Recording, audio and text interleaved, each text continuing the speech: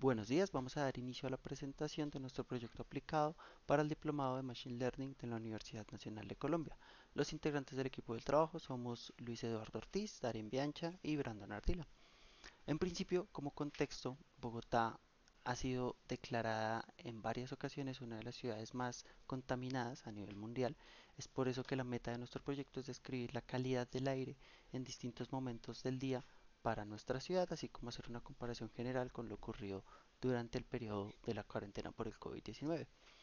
Luego de hacer una carga inicial de nuestros datos y hacer un entendimiento general de cómo están estos datos, para la preparación de los mismos decidimos analizar en primera instancia cuáles eran los datos faltantes, así como la existencia de algunos datos duplicados que fueron identificados, en particular un día de febrero de 2017 que fue duplicado en uno de los conjuntos de datos. Y por último, durante la selección de datos identificamos que la variable altura no tenía ninguna variabilidad, era siempre el mismo valor, por tanto decidimos prescindir de este valor para todos nuestros análisis. Para el análisis de datos iniciamos con un análisis de correlación, donde realizamos el análisis de correlación por medio de la función core para cada uno de los datasets. Sin embargo, pues la información se ve mucho más estructurada en los análisis de los mapas de calor, donde podemos ver correlaciones muy fuertes, como por ejemplo el ozono con la temperatura o el óxido nítrico con el dióxido de el monóxido de carbono. Con esta información, pues pasamos a hacer un análisis de regresiones, tomando cinco relaciones que vimos más fuerte en los cuatro datasets: el óxido nítrico, el monóxido de carbono, con el ozono con la temperatura, el monóxido de carbono con el dióxido de nitrógeno, el dióxido de nitrógeno con el PMC 2.5, el óxido nítrico con el dióxido de nitrógeno. Para el análisis de correlación hicimos todos los cálculos y observamos pues una correlación bastante fuerte a nivel estadístico. Sin embargo, a nivel del valor de correlación no es muy alto respecto a otras posibilidades, como por ejemplo está por muy cerca del 0,5 para algunos de los datasets.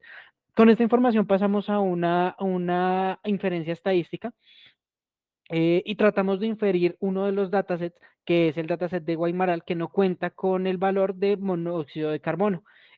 Para hacer ese análisis de correlación, pues tomamos una correlación,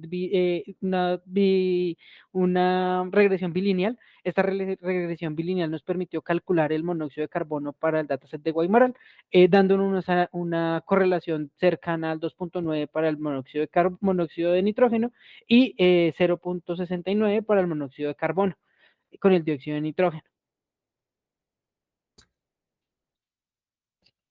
Y para este primer análisis los datos fueron separados por hora y promediados, permitiendo así apreciar diferentes comportamientos por cada variable en diferentes momentos del día.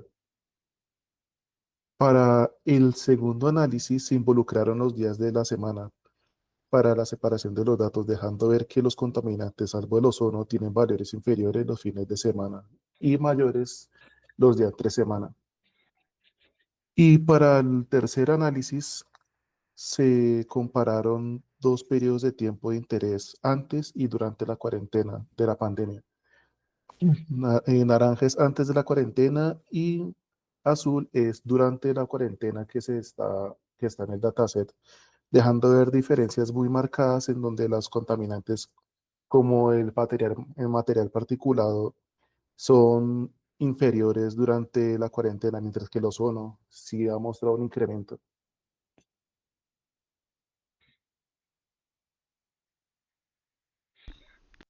Listo. Entonces, pues a conclusión del proyecto, lo primero que encontramos es las correlaciones claras indicadas anteriormente: el monóxido de carbono con el óxido el monóxido de nitrógeno con el óxido de carbono, la temperatura fuertemente relacionada con el ozono y unas cuantas más que nos fueron muy importantes para nuestro análisis.